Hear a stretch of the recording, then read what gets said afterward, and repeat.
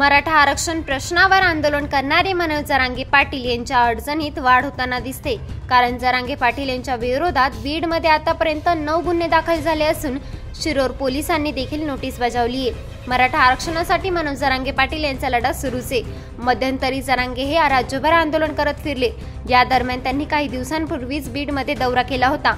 या दौऱ्यामध्ये त्यांच्यावर आतापर्यंत 9 गुन्हे दाखल करण्यात आलेत। तर शिरोर पोलिसांनी गुन्हा प्रकरणात मनोज जरांगे यांना नोटीस देखील बजावली आहे, परंतु ती परत आली आहे। दरम्यान बीड पोलिसांनी एका जेसीबी आणि क्रेनला देखील दंड ठेवला असून आता यापूर्वी बीडमध्ये झालेल्या इशारा सभेमध्ये वापरण्यात आलेल्या जेसीबीची देखील माहिती घेतली जात असून त्याच्यावर देखील कारवाईचे संकेत पोलीस अधीक्षक नंदकुमार ठाकूर यांनी दिलेत।